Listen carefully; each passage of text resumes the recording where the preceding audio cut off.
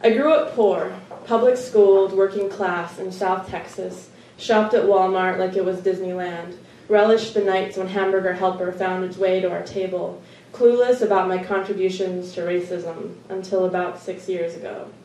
And now I'm trying to capture words, trying to grasp what it means to become, to be, to live my life as an anti-racist, fighting my internalized everything every day, as if I know what that even means, as if I can dissect apart the layers of conditioning from growing up in this goddamn bootstrap culture, where being oppressed on one side doesn't mean you aren't oppressing on the other.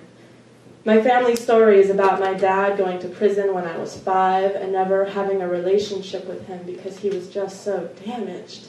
About my mom putting herself through community college, a single mother working at Taco Bell.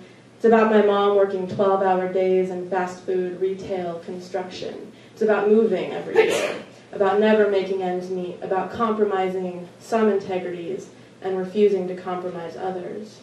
My story is about working since I was 13 and never stopping, about being in the kind of debt I can't get out of since I was 19, about that perpetual underdog feeling that comes from not having everything you're told you're supposed to want. My lesson growing up was that life is a constant struggle, that class is a ladder to climb, that privilege was something just rich people had.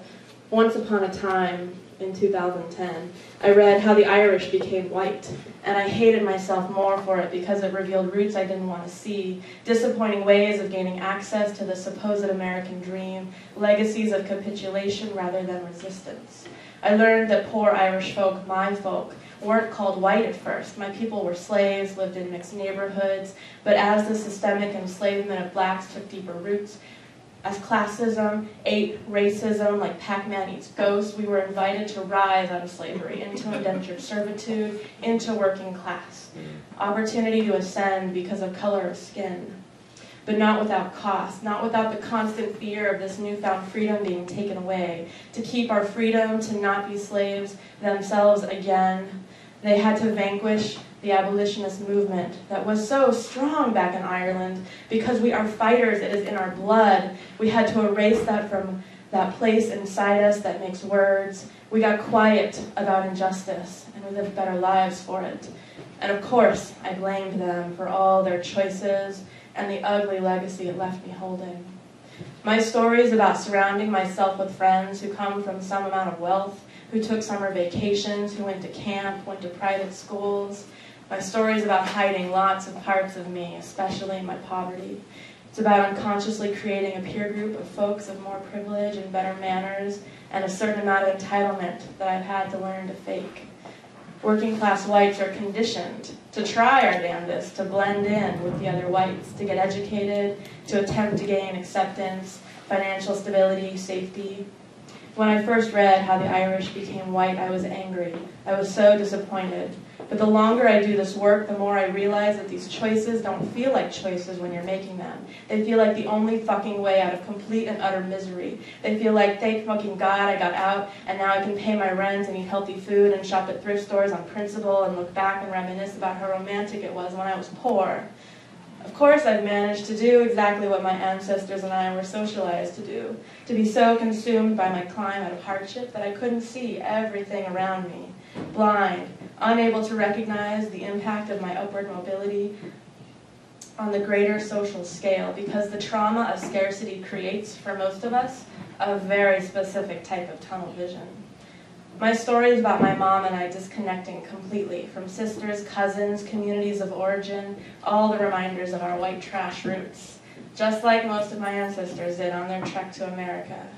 And just like my ancestors, I've come to assume that doing a good day's work, earning a steady paycheck, that these are indicators of my personal worth, a sign that I, Beja, have earned something and been successful.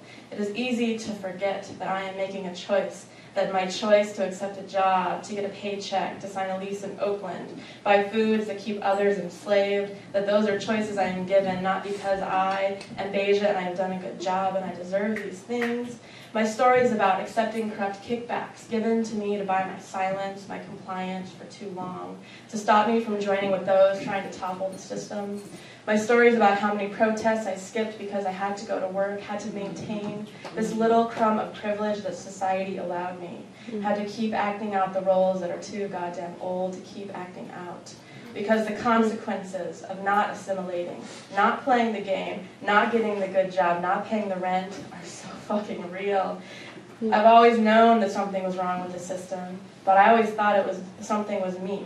Thought that working harder, longer, more would fix it. Thought working 12-hour days and popping ibuprofen to silence my screaming body would bring me closer to peace. But this system was destroying me ever so efficiently. And I'm tired of being a tool of systemic oppression, and I'm sad that almost everything I know about where I come from had to be read in a book because I am so completely colonized. Sad that as lovely as my chosen family is, it's the only one I have left. Oppression tries to make you forget who you are, that you can change things. It made me forget. Working class, white, anti-racist, in training, always in training, never completely there. It means I am held accountable. It means no longer putting too much of my waking energy into trying to be what I am not. It means somehow counteracting that fear that is so fierce. That fear of what happens if I stop playing my role. My story is about stopping this system from compromising me without my consent. It is about remembering who I am, where I come from, why I'm here. So here goes. Yeah.